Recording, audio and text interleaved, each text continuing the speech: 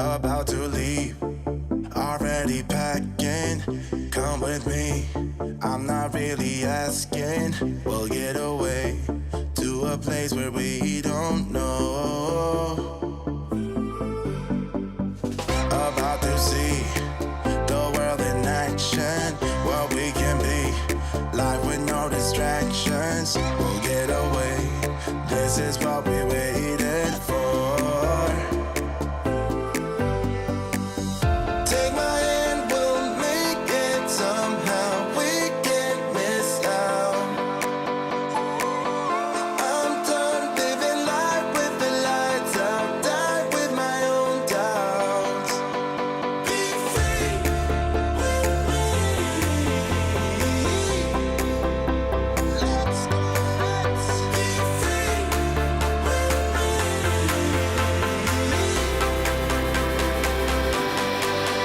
Be free.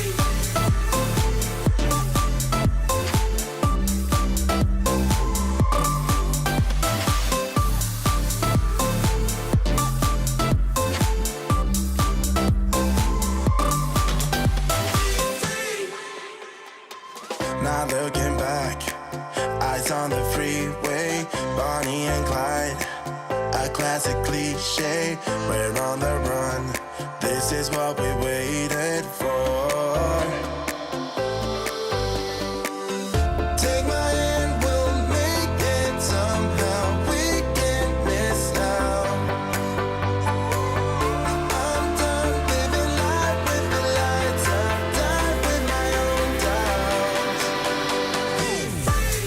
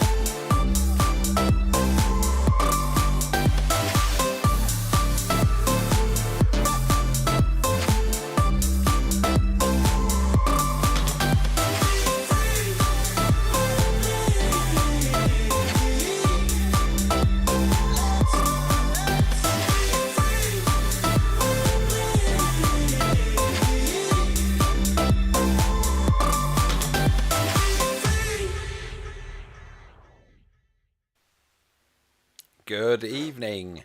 Nice to see you all. Thanks for joining us. And we've got Craig that way, and Craig there, and Sarah there.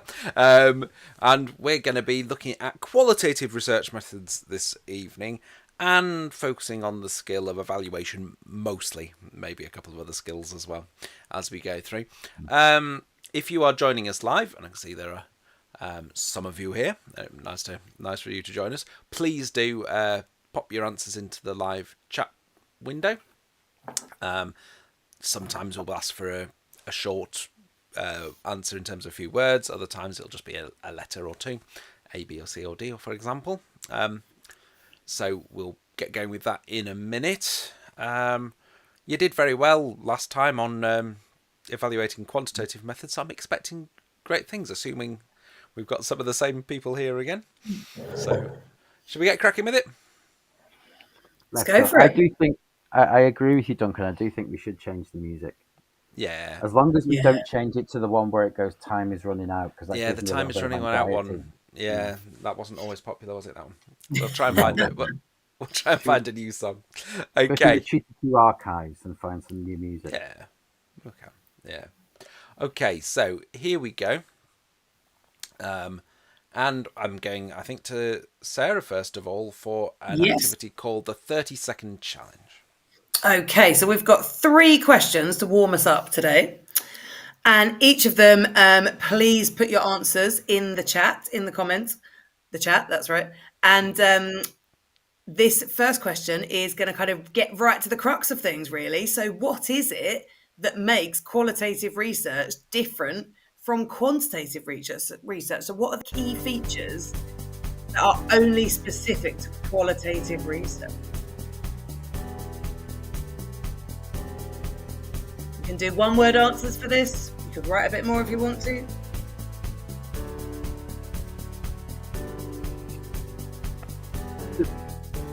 Bit of a tough one, this, isn't it? But they like to ask this, the idea of why might sociologists use quantitative rather than qualitative research and vice versa. Yeah. Yeah, this is what you need, isn't it? The features to answer that. Oh, we've got some nice answers coming through. So well done, Evelyn. It's non-numerical. That's definitely a feature, isn't it? And depth and analysis from Useem. That's really nice. Yeah, so that might be the feature, like Craig was saying about why you might choose qualitative methods. Stargirl has said it's detailed and thorough, whereas quantitative is based on numbers, so might be seen as maybe more superficial. Wonderful. Let's see what we've suggested. So we've said it might focus on understanding meaning, and I think that's similar to what Stargirl said about that detail rather than the numbers side of things. Might be focused on motivations, kind of getting to the bottom of why rather than just what happens. And you may have said that that's, as you have pointed out, Evelyn, that it's not about numerical data. And you might have said one of the features is that qualitative research would use open questions. Yeah. Fantastic. So let's talk about it being like words. We often talk about it being like words rather than numbers, don't we? It's like... Yes, yeah. I like that, words rather than numbers. That's a good one. If we were trying to do it really briefly in a couple of seconds. Yes. Yeah, that would be a really nice, concise breakdown, wouldn't it? So next question. Introducing things again. What is a method, and put as many methods as you like, that we would use to collect qualitative data? So can you name some example methods we might use? And you've got 30 seconds.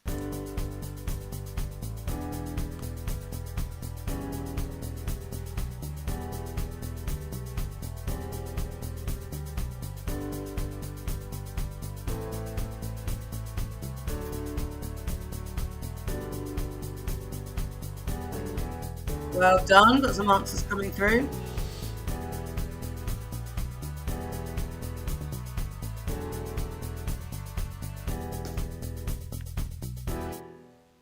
Okay, that's your 30 seconds. So we're really talking about methods that you've studied under your research methods topic in your sociology lessons. And Useem has given us open interviews. Fantastic. We could talk about them as maybe unstructured, semi-structured, narrative. They have gone on to say that. Oh, yeah, well done. Yeah. Sorry, it's unstructured. But actually, semi-structured as well. Good. Yeah. And then Evelyn has said... By open, you're meaning kind of asking open questions in an interview, haven't you? Yeah, which is great. Brilliant. And then Evelyn has said observations. Absolutely. And then we've got all the different types of observations that would fall under that. Basically, everything except structured observations. Mm-hmm. Wonderful. Shall we have a look at what answers we have suggested? Yeah. Although you've made a really good start there. So interviews, like you said, participant observation, but of course, other types of observation. Yeah. You may have also said focus groups, and you could even have said ethnography if you wanted to be really fancy. And of course, these are all primary sources of data, but there are secondary sources of qualitative data as well. Of course, yeah. You got your journals and things and diaries, that kind of thing. Right, slightly trickier question. So warming us up a little bit more with a bit more stretch. How can a qualitative research study increase the validity? So how can qualitative research increase the validity of a study? And a lot of you have hinted at this already. So how might qualitative research give us more validity? So you've got 30 seconds on this.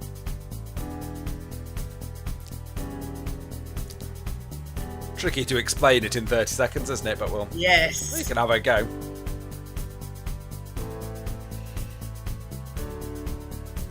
Might be some key one-word terms that you could throw in. Oh, some good ones. Excellent.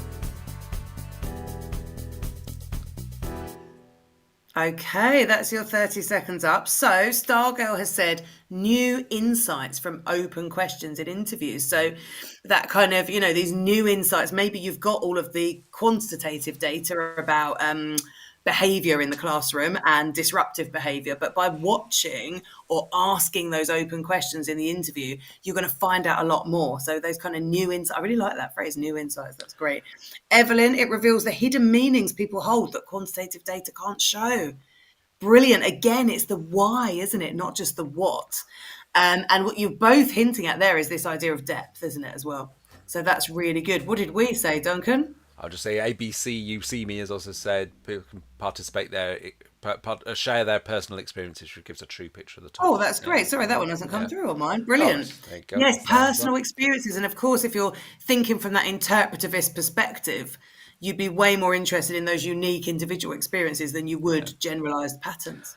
I like with Stargirl's one about the new insights as well, because if you were asking, say it's a structured interview, you kind of preset what the question's going to be. You've decided in advance, haven't you, what you're going to talk about. Whereas in this more open interview, people might talk about stuff that you never occurred to you, but you by giving people the opportunity to talk about it, you've opened up other areas to research.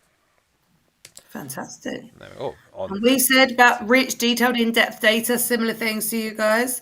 And how it can maybe be more accurate and authentic in terms of our understanding of social behaviour.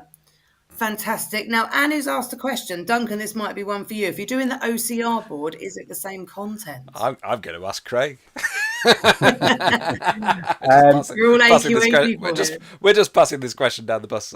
I mean, in terms of... No. Yeah. I would say something like what you have with AQA, you have your research methods on papers 1 and 3, whereas with OCR it comes on paper 2, and it tends to come in different formats.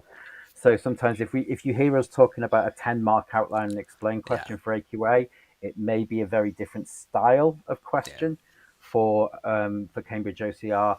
What I would say is the skills are still very similar and the content is very similar. But if you hear us talking about a 10-mark outline and explain question, don't worry, because that's largely AQA. Yeah. But the knowledge content will be the same. The advantages of qualitative research, etc., is going to be the same, whichever. Yeah, I mean, whereas we may talk about things like methods in context and things like that, there are there is some application of methods to the researching of social inequalities on OCR papers. As opposed to we would talk about methods in context with education. So, Anu, yes, you can use some of this stuff, and it is just really testing your knowledge, your ability to evaluate on this, and you can use it, but the question styles might vary from what we're discussing. Brilliant. Over to Craig. Thank you very much. Now we're all kind of limbered up, and now we know the difference between the two exam boards. Let's look at some of the strengths and limitations of different methods, which is a really good way of kind of getting some of your evaluation points in, is looking at some of the limitations of a method, particularly for the 20-mark essays that are just on methods alone. Okay, so let's have a look at our first question. So, which of the following are practical issues with qualitative secondary sources? Now, I've put in some practical, ethical, and theoretical stuff in here as well, because lots of students like to structure their essays in a practical, ethical, theoretical way. It's one way you can do it, and there are other ways that you may potentially do this. But if you're thinking about coming up with a paragraph on practical issues, then what you might want to do is think about some of the the strengths or limitations of them. When we talk about issues, we're usually meaning limitations. So access, credibility, validity, and reliability. And again, I've thrown a little spanner in the works if I said qualitative secondary sources. So remember, there could be more than one right answer. Oh, and people are giving multiple answers. That's good. Stargirl's gone D. You See Me has gone D. Evelyn's gone A. Midzay's gone A and D. Gabby's gone A. It's a combination of answers. You See Me's now gone B and D. Okay. So what makes something a practical issue as opposed to any other type of issue? When we talk about practical issues with research, what do we mean?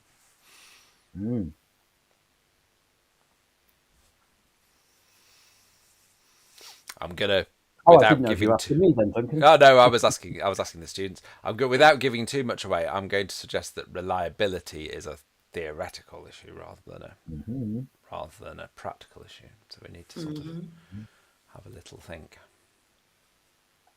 Lots of people saying A. People are saying A, and I've got a horrible feeling I may have entered the incorrect answers on this one. I But go really, on. I should have spotted that if you did. Do you think Do you think it's gonna be wrong? I think yes. I think I put credibility. Would you? When I was doing this, I was like, oh, da da da da. Yeah, sorry, ignore credibility, but access definitely. Credibility is something I would see as being more kind of theoretical in terms of sort of whether it's representative or not, where Yeah. the scale of whether it is. I've just realised that I've actually made a mistake on my own one. So well Well, done. there you So go. those who put A, correct. Well Those done. who put I A and was, B, like yeah. me, incorrect. This is what happens when you do them last twice. Do practical Yeah, issues also Gabby, include you're cost? right. Practical issues Yes, could they are. include financial costs as well. Absolutely, Yeah. yeah. So Practical issues are it's the generally, logistics.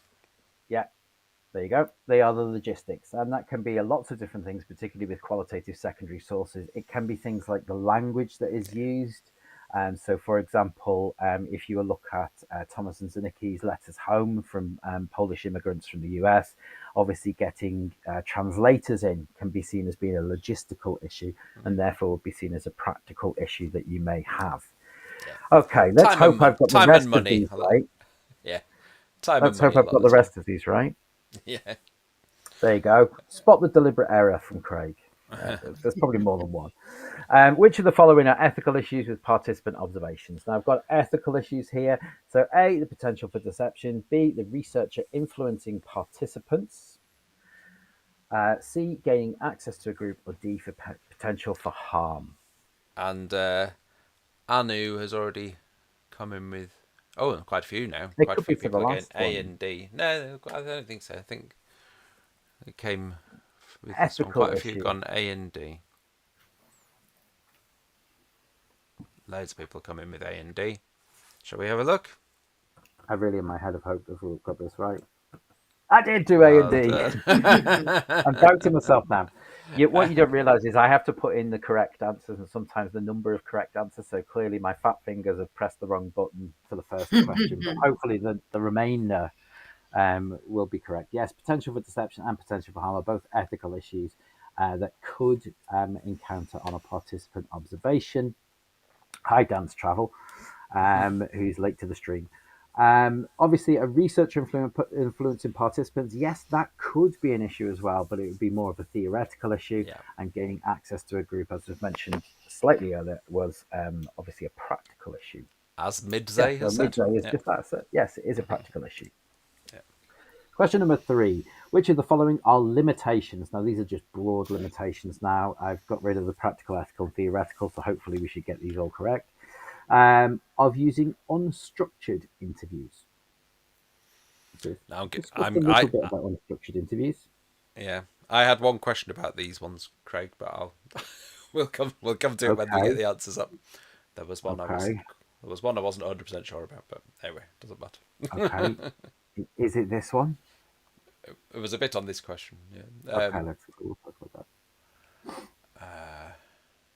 So Evelyn's gone B, C, D. Stargirl's gone A and C.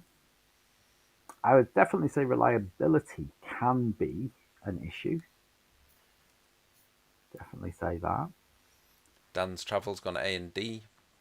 And so reliability and developing a rapport, would we see that as being a limitation? I would say, would we see developing a rapport being a limitation of an unstructured interview? Give people some time to change. That might be a strength of one.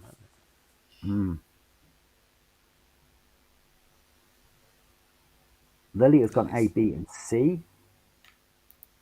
Can standardization be an issue? Possibly, maybe we should rephrase that to not standardized. Is this your question, Duncan? It Yeah, is. would it be an issue from a positivist perspective? Let's look at the answers you went. So you went with reliability and standardization, which quite a few people did do. Why And I not? should have put well, I've clearly not typed in the right numbers here because generalizability should be as Yeah, well. Now, that standardization, Gabby, just to answer your question, standardization is asking the same questions in the same order. So it's often a feature with structured interviews that we have.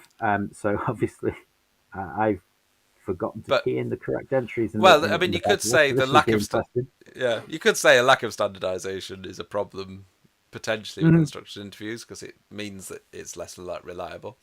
Yes. But then on that basis, a lack of generalizability is also a sort of limitation as well, Yes. isn't it? So So A, yeah, B, and C, which I do yeah, believe somebody put. Lily, yeah. well done, Lily. You know more than I do. Actually, no, I'm saying it's a technical fault. I've just Yeah. what we have to do is we have on the back end of this, we have to put in the number of correct answers, and I've just pressed the wrong number. Okay, this is a great activity. Duncan will fix it before the download, I'm sure. Um, and maybe it's just set up. Yeah. Anyway, which of the following are reasons for qualitative research methods? A. Obtain Verstehen. B. Influence social policy. C. Understand meanings and motivations. And D. Increase validity. So, why might somebody choose to use qualitative research methods? At least we've got material for the highlight, the kind of blooper reel now, haven't Yeah. we? So even saying A, C, and D, Gavy's saying C and D. I don't know And whether in A, some B. of all of them? Yeah. Oh, yeah. A couple of people. I think ABC, you see me went for all of them as well. Mm. Well, if you think about and can we obtain Verstehen from qualitative research methods? Yes, we can. Okay, can we understand individuals' meanings and motivations? Well, that's one of the main reasons we've established that why people choose qualitative research methods. Can they increase the validity of a research? Yes. Is social policy usually influenced by qualitative small scale research? So, our correct answers, I'm going to say the correct answers before they come up, just in case I've made another error, are A, C, and D. And they are. I know. Thankfully, I got that one right. Dan's travel. I don't know what Verstehen is. Verstehen is insight, the ability to actually see and experience the things that the individual that you are Yeah. researching experiences. So Yeah. you It's get a like an better understanding of how they live their lives. Yeah, it's like an empathetic understanding, isn't it? It's seeing things Mm. from another person's perspective. All those three are very closely related, aren't they? You know, Mhm. understanding meanings and motivations is Mhm. an aspect of Verstehen, and both of those things helping And you increase can tie validity. them all and you can tie them all together in a nice evaluative paragraph as well. Yeah, Um, the reason it doesn't really influence social policy is because social policy tends to be more likely to be influenced by large scale quantitative research. For a number of reasons, kind of the idea of electoral popularity, that governments want to enact policies that appeal to the majority, and therefore social policy is often seen as being quite small. In contemporary society, we do usually see sort of like social policy being influenced by think tanks, which include some sociologists who may do some qualitative research, but it will often be mixed alongside larger scale quantitative data to yeah, look at, say, for example, trends. yeah. You generally want to be able to generalize the data, wouldn't you? If you're looking for sort Mhm. of evidence based policy, you'd want to be able to use some generalizable data. Yeah. Yeah. And question number 5. Which sociological approaches would favour the use of qualitative research? Is this the one you have a question on, Duncan? No, it was that one before. Okay. So It was the one before. it was the standardization generalization one. Yeah. Because this one could be, I can see sort of like some people will go, huh, on one or two of these. Certainly on one of them. So, who would favour the use of qualitative research? Positivists, neo Marxists, interactionists, and postmodern approaches. So Evelyn's gone C and D, interactionists and postmodernists. And they definitely would. Would any of the Let's others? think about our A and B. Think about neo Marxist and positivist research you've come across. What methods did they use? couple of people are saying A. What do you know about positivists? Have a little think about that one. But yeah, can you think of some neo-Marxist research like Stuart Hall, Paul Willis. Paul Willis? Yeah. Lots of the Centre for Contemporary Cultural Studies Yeah, groups. absolutely. The Glasgow University Media Group. Well, Still, they could be a good example, a bad example, can't they? yeah, Really? yeah. You could. Well, they did. You could argue they use both qualitative and quantitative. C and D only just got onto neo-Marxism today in Crime and Deviance, so don't have enough Yeah, knowledge. fair Don't enough. worry, Dan. We will give you Dan's travel. We will give you the answer. The answer is B, C, and D. It is. I hope. Bear with me. Yeah. Let's hope so. Yeah, Fingers crossed. absolutely, it is. Neo-Marxism sort of like does adopt some of the ideas, particularly some of the research methods of interactionism. If you actually look at a lot of neo-Marxist research that is done, or particularly in the 70s, 80s, 90s, and onwards, it does incorporate kind of qualitative methods as well as some quantitative methods, but they're certainly not averse to it. Often we tend to associate Marxist research with being kind of like positivist, very scientific approach to studying society. And of course, positivism, obviously sort of like is very much a quantitative methodology.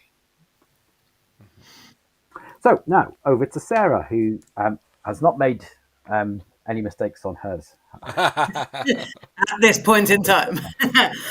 So Fingers crossed. Craig was talking about strengths and weaknesses there. So when we start to identify those strengths and weaknesses of our research methods, how do we develop them so that we show that kind of depth in our answers of really being able to explain our points? So we're going to have a look at so we're going to look at two different paragraphs. So we've got one here on the screen, but it has been jumbled up. And so what you need to do is you need to pick the question at the top. You need to pick the question to go first, which hopefully will be an easy one to do. And then we need to put this paragraph in order, okay, so that we're showing a really good development of the strength of qualitative research that we're looking for. Yeah. Okay. I'm just going to say something quickly about this one. I hope it doesn't cause confusion, but this could be like a paragraph from a 10 marker, couldn't it? Like we've got a question that's like a 10 marker Outline and question explain, in yeah. there. Yeah. Which obviously on those we don't ask you to do evaluation in those, so we are practicing the skill of analysis here. But of course, because it's asking you for strengths, there is there's an element of evaluation in there, isn't there? But it's developing the evaluation, aren't we? We're not asking you to evaluate your point, but I guess the question is asking you to for strengths of this particular type of research. Well done. Research. Some answers coming through already. And you've identified that we need to start with number 4. Well done, because number 4 is the question. So that could be your 10 marker, outline and explain. But of course, this could be a 20 marker as well if we were looking at a paragraph that's going to outline a strength.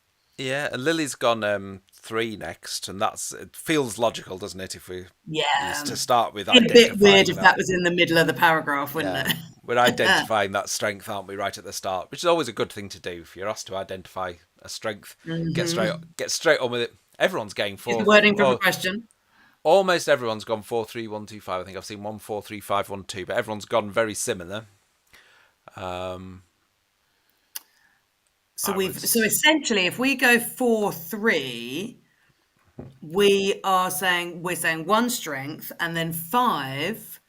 We are 4, 3, 5, 1, 2. Oh no, we have got a bit of variation here, haven't we? 4, 3, 1, 2. 4, 3, 1, 2, 5 for the most part, with a few. So if we did 4, 3, if we did 4, 3, 1, we're making a point, and then we are bringing in some evidence. We're bringing in that Dobash and Dobash example. So that works, doesn't it? That works nicely. And then 2 would be the point that's furthermore.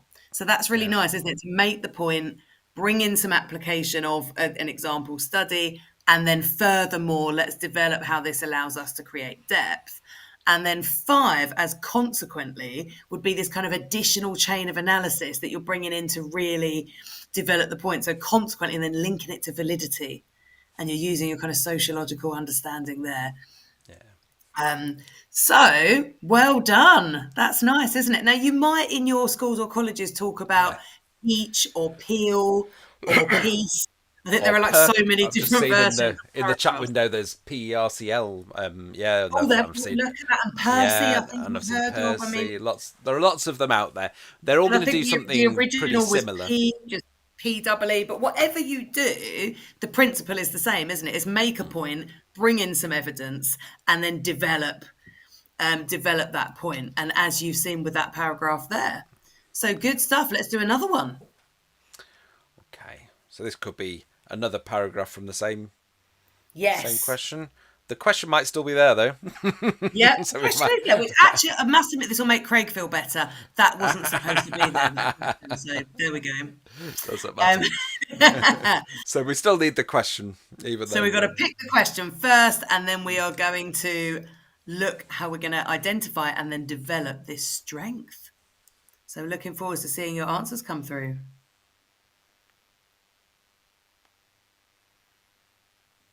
And I want to know what a Perkle structure is now as well. going to be point explain. I think it'd be point, explain, research, criticism, link. Yeah. Oh, that's nice. Yeah. So for these ones, for these outline and explain 10 markers, you wouldn't have the criticism. You wouldn't need the criticism, would you? But otherwise, that'd be fun. Be a pearl. Yeah. Nip one, pearl one. Or the C could be counter as well. Could be. Some structures have sort of like kind of research and a counterpoint. Yeah, we've got a little bit of a difference here. Everyone's starting Oh, with 5. look at this. But where we go next is varying a little bit. It's like when the mini whiteboards go up and everyone in the class has got something different. You know, I'm going to suggest that when you're starting your second paragraph, when you're being asked about 2 strengths, you want to quickly identify the next strength, don't you? So I feel 2 is looking promising. Yeah, we've got to say another strength is, and it clearly lays out the point there. Another strength is that it allows for flexibility during data collection. So we've got 5 followed by 2. And then we've got a bit of a split in the audience here, where some people would then go with 3 and some people would then go with 1. And I've also seen 4. I mean, to be honest, they would... Yeah, you could put them in. They would develop the point you're making. What would be nice, though, is to make that point and then, bring in some evidence. So that would be, I think, that would be quite a nice way to do it. And then we've got this kind of, as a result, we've got researchers can adapt their questions, to be honest. That could go after you've opened your paragraph, couldn't it? Or it could go after your evidence. So I think what we're seeing here, let's have a look. What we're seeing is that actually, as long as you're bringing in these skills, there is a variety in terms of the order that you could use. So here you've got another strength making your point. Then you've got researchers can adapt their questions. Now that's the explain, isn't it? That's kind of explaining the point. Then we've got the evidence, and then we've got as a result, which is that additional chain of analysis. Yeah, kind of your link, isn't it? It's kind of your link. Yeah. Why is this a strength? I'd also be happy if you brought Willis in as the second thing that you did after making the point. I think. Yeah. It's just really about having all of these ingredients in the paragraph, And I think that's an important point, because I think, paragraph structures can be really useful. It can be a really useful way of structuring what you do and making sure that you do everything. But ultimately, nobody who's marking it is thinking, have they done a Percy paragraph, or have they done a Pearl paragraph, or whatever. They're wanting to see that all the skills have been included, and that's why different schools use different structures and things like that. And as you get the hang of it, you probably won't need to think so much about have I done all those things. You'll just, you'll write a good paragraph, and that's what. I think that's the thing, isn't it? It's a scaffold. So you're given the scaffold initially, which is really helpful. But as you are coming into year 13 now, you can step away from the scaffold. You've got all the key ingredients in place, and then your paragraphs become your own. Yeah. Craig, got an evalu wheel. Thank you, Duncan. It's nice that I'm not the only one making mistakes there. But just to add, just for you, Craig. Just to add that after the last activity, I went to press mute and actually hung up the call, so I had to dial back in. So I'm on 3 unforced errors for today. So I think I've made more mistakes today You're winning than so far. anyone. I think I've made more mistakes today than everybody else has ever. So it's just one of those days. So we're going to do an evalu wheel now. An evalu wheel, we'll probably look at evaluations for the 20-mark essays. And so I've focused here on if you were to get a 20-mark essay that talks about evaluating the strengths and limitations of using qualitative secondary sources. It's a pretty, it's one of those questions you probably wouldn't like to have, but there's lots of things that you can put in. And what I've done here to evaluate it, to evaluate points, is I've kind of paraphrased what a student has put forward. And then with the evalu wheel, we're going to spin it and we're going to try and identify a different type of evaluation that we can make. Of course, when you're evaluating, lots of people go with criticisms. You can also find some supporting evidence. You can also find some support for that point. You can also suggest an alternative explanation, a limitation, what does it not explain, or some evidence to support that. Now, you're probably less likely to find evidence specifically with research unless you actually use a specific piece of research methods. But we're going to spin it and see how we can evaluate this point. The student has started the point by talking about how sociologists prefer the use of qualitative secondary sources. Given an example, they provide an insight into the meanings and motivations of individuals. They may develop that a little bit further. They may talk about a diary that is used in sociological research. Now we want to sort of like evaluate that. So how are we going to do that? Duncan's going to spin the wheel. I have. And fingers crossed it's going to come up with something correct. What is a limitation? So what might be a limitation of using diaries to provide insight into the meanings and motivations? What might be a limitation of that?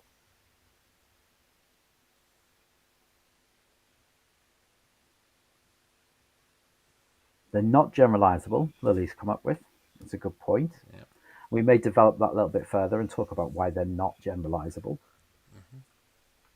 And that would give us our evaluation becomes a bit more explicit and developed. They're not representative of wider society, says Usami. That's a good point as well. We could certainly use that. They're not representative of the wider population. It's definitely a point that we could develop. Has anyone here? Have any of you? Has anyone? You don't have to answer this, of course, but I wonder if any of you have ever kept a diary. I used to keep a diary a lot when I was a student and things. And no one has to answer this question thing, but have they? Do you? Is everything you write in your diary true? You see me because they are from one person's point of view. Yeah, I've now, for some reason, got in my head a mental image of the secret diary of Duncan Hall, age 13. Age 13. Yeah. I'm really showing my age now. Because there was a very famous book called The Secret Diary of Adrian Lowell, age 13 3/4. I was thinking Bridget Jones. It would be like Duncan's version, the male version of Bridget Jones. Yeah, you might want to. Diary. Yeah, you might occasionally as a student. Yeah. Yes. You might make the odd day seem a bit more exciting than it was potentially. But yeah. Used to meet from one person's point of view. Evelyn has come up with, however, interpretations of the meanings can be difficult to create. For example, Hayes' research on girls' notes in class. Yeah. Excellent. Lily might be from a different time, not like relevant to nowadays society, and an excellent point as well. And the interpretations might differ from the actual meaning. A really good point as well. I've gone along the right similar lines. I'm just double checking. However, sources such as diaries can be seen to be the viewpoint of one specific individual and may not reflect the views of the wider population. So a really good way kind of to evaluate that is to sort of like think about a limitation once you've presented a strength of that. And there's some good examples there. Hayes' research on girls' notes in class is a good one to use. Yeah. Another thing you can think with diaries sometimes is whose diaries do we get access to? And often it'll be perhaps famous people, people who've chosen to publish their diaries and things like that, or at least to put them in rather than everyday people.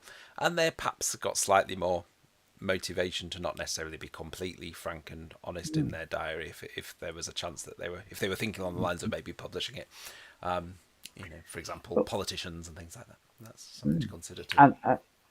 And with politicians, of course, sort of like the things that they write might be from a certain Yeah, ideological viewpoint as well, absolutely. which may not Absolutely. reflect everything in society. Gabby has put secondary sources may not always be true. That's a good Yeah. point as well.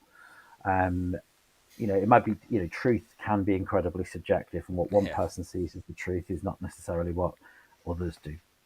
Okay, so let's have a look at this again. The student is again similar essay. Now, student has gone with the use of public and historical documents because, of course, our question is very broad and asks about qualitative secondary sources, how they can provide an insight into the lived experiences of those we are unable to research. And give you a little hint here. I'm focusing on this idea of public and historical documents. So I'm making sure that my evaluation is tied to that Yeah. specific Nice and type of explicit. source. So what might be an issue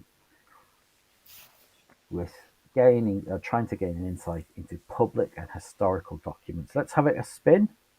Oh yeah, sorry. We have a spin and see what might come up. Because it might be asking for a strength, of course. It might be. It's not. It's asking for a It's limitation asking for again. limitation again.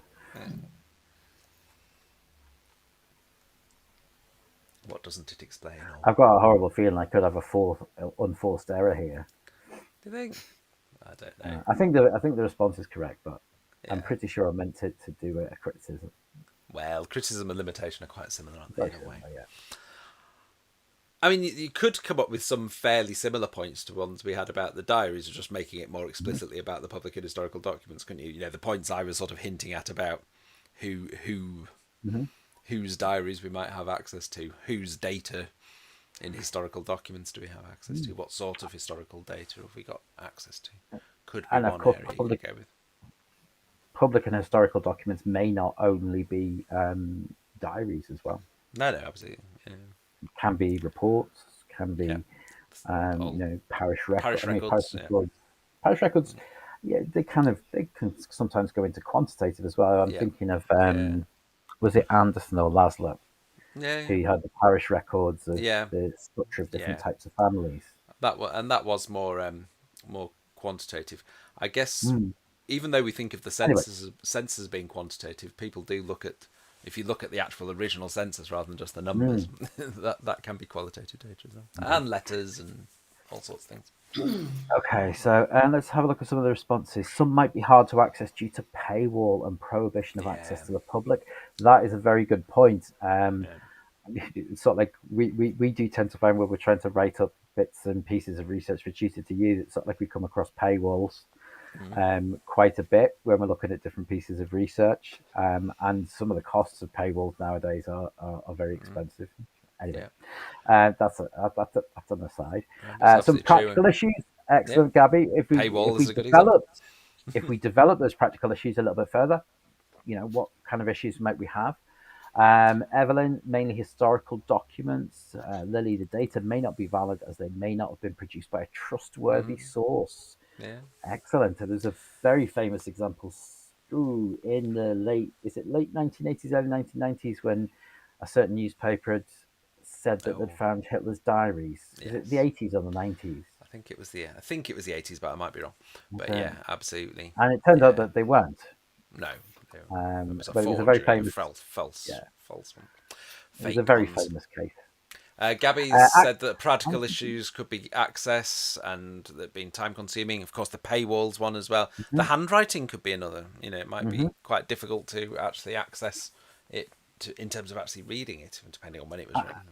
And of course, we did mention earlier on about Thomas and Zanecki and potentially the need for translation, particularly with historical documents. We may be writing in older English, Yeah, and yeah. they may not be able to convey the meanings of things that have happened. And also, when you're thinking about that, also the kind of social context behind it as well. Yeah. Let's see Yes, what I put.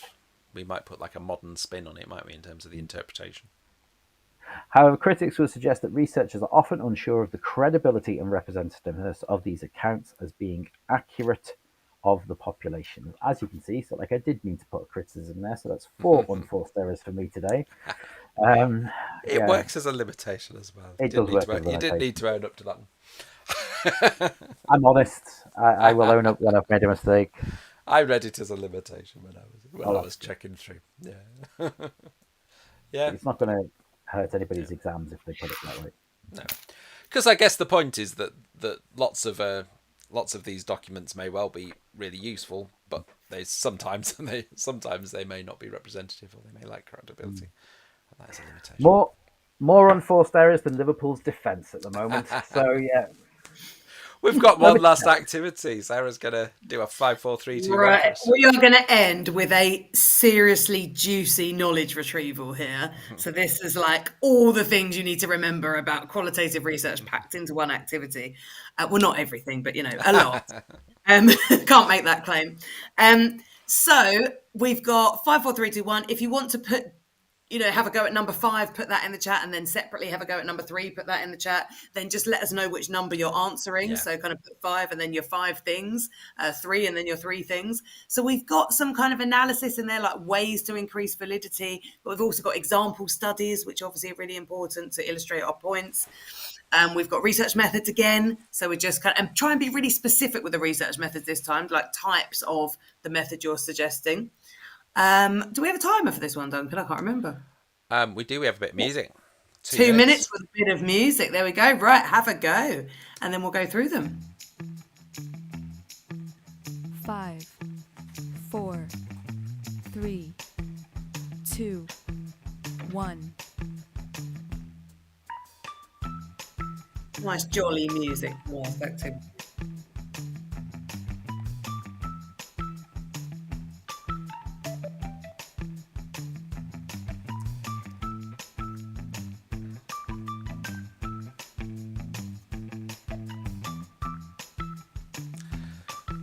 I feel this one feels like Austin Powers or something. It does. To do a choose you version of the dance.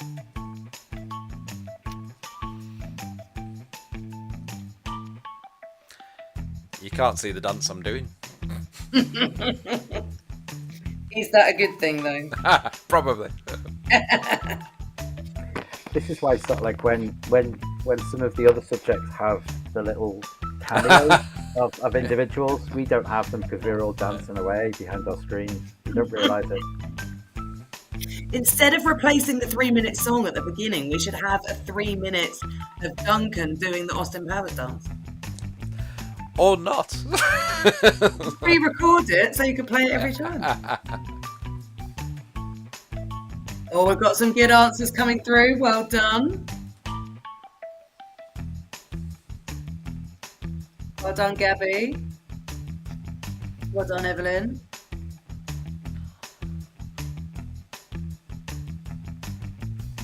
Is anyone going to go with the 5 example studies? I think that's a really tough one. Especially if you can give a sociologist's name and an indication of the title of the 5, study. 4, 3, There are lots, aren't there? There are lots, but 2, obviously, sort of like 1. sometimes when you learn a study, you often don't always know the method. No. Yes. It's always nice to double up, isn't it? If your example studies are ones that you can use elsewhere in your other topics. Oh, But Minimises the amount you everyone need. knows a couple of observations at least, don't they? Yes. Okay, good stuff. James Patrick, there you go. There's one. That's such a good study Although- as well. Oh, think they've done that Gary's for done that 2. sociologist. Yeah, But sociologists who quite built easily be rapport. used as number 5 too. Could use it for 5 too. Good stuff. Right. Shall we have a look at the first one? So 5 example studies. We've suggested, and you could have had Patrick's Glasgow Gangs in here, which would be great. Oakley, Sociology of Houseware. If you do the families topic, you'll be familiar with that anyway. Willis, Learning to Labour, of course, in education. We're going to talk about that, so it's good to have that one. Stephen Ball, Beachside Comprehensive, the one about setting and streaming and left to their own devices. So that's nice because that's a good example of participant observation. Dobash and Dobash we used a little bit earlier as well. Violence against wives, so that's domestic violence study. You'll be more familiar with that if you do the families topic. But actually, I think that is such a good one for qualitative methods that everybody should know a little bit about that study. And then we've got Venkatesh, who calls himself the rogue sociologist, and he's gang leader for a day, which is brilliant for ethical issues because he didn't even tell anyone who was doing it. I think it's always interesting that the Venkatesh one, because he started out trying to do a survey, didn't he? He did, yeah. And What was it? The got question he kidnapped. said, "What's it like to be black and poor?" And someone And got said to him, "You're kidnapped. going to get killed if you ask that question around here." Yeah. And he went, "Oh But no, I better do an observation instead." yeah. Just to touch on the Oakley one as well. The Oakley one's really good for feminist methodology. Yes, definitely. If you ever get a question on feminist methodology, I think one cropped up a couple of years ago. Oakley's research is really, really good to use in that question. She actually had to fight really hard, didn't she? At the time, she was researching to prove that qualitative methods were valid, and she's kind of paved the way for a lot of qualitative methods in the current day. So she's sociology queen. Mm. Right, number 4. We were looking at 4 qualitative research methods. So we did a similar in the starter today. So hopefully you've been able to be a bit more specific with this one. We've got unstructured or narrative interviews. We've got participant observation, which of course is what we've got with Stephen Ball in Beachside Comp. Semi-structured interview would still be qualitative, although that would have obviously slightly more structure. And an open questionnaire, I feel like that's a kind of, it's crept in there because it is technically qualitative. Yeah, It might be a absolutely. question of some structure, but if you've left it open and people can write their thoughts, opinions, Yep. like Duncan said earlier, words rather than numbers, then you could actually gather some good qualitative data through Yeah. what could also be used for numerical data. And of course, in there, we don't have the secondary sources No, like so we could have diaries, letters, media even reports. paintings would be qualitative, wouldn't they? I Paintings, guess. they would. Yeah. Yeah. Yeah. Philipparies. Yeah. But Yeah. there's a lot. I mean, I think in contemporary sociology as well, there's lots more qualitative methods being used. I mean, I know, so for example, Manchester Metropolitan University, I've got with the Centre for Everyday Lives, it's got loads of fantastic qualitative methods that they use, life mapping, digital ethnographies, all sorts of different things like that are really fascinating.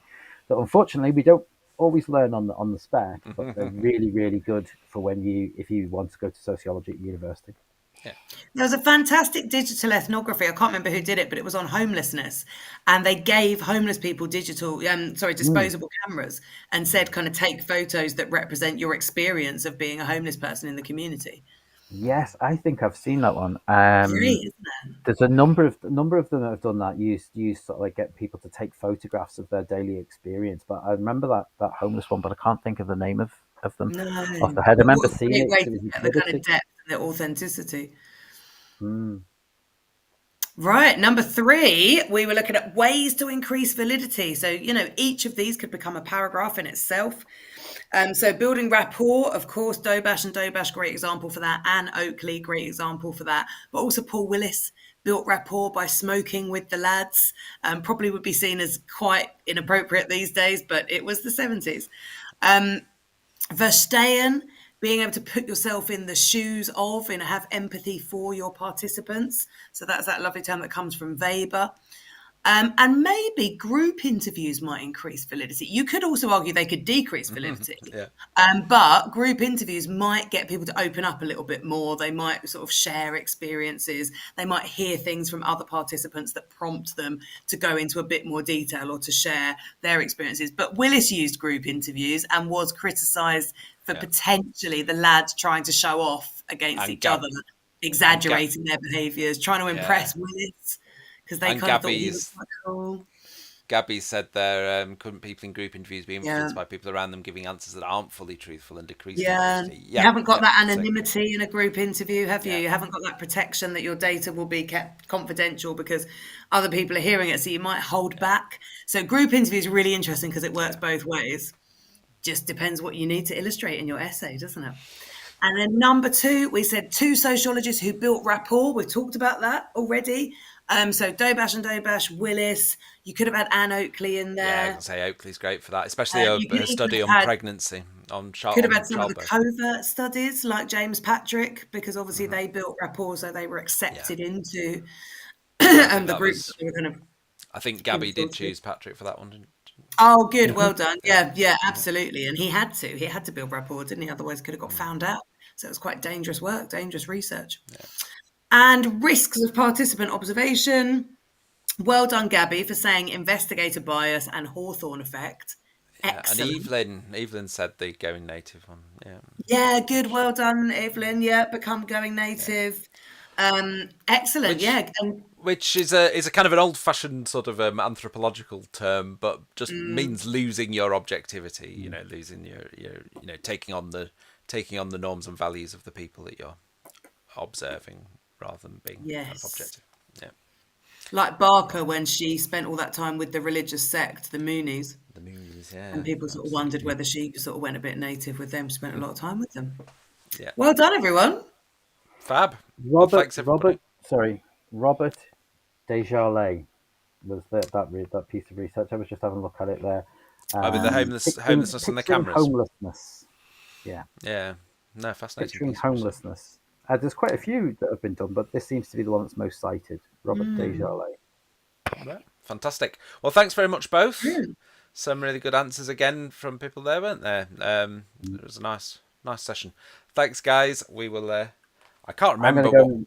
I'm gonna go Yeah. to mend for my mistakes. I can't remember what we are doing next week, but it's maybe is it applying methods to education? Is that? I think it's context. Yeah, I Oh, think it's oh, yeah. I think it applying is. methods I to think education. Yeah. we're doing a little bit of methods in context next time. Okay. Cheers, guys. Love to see you all. Yep. Bye bye. Well done, everyone.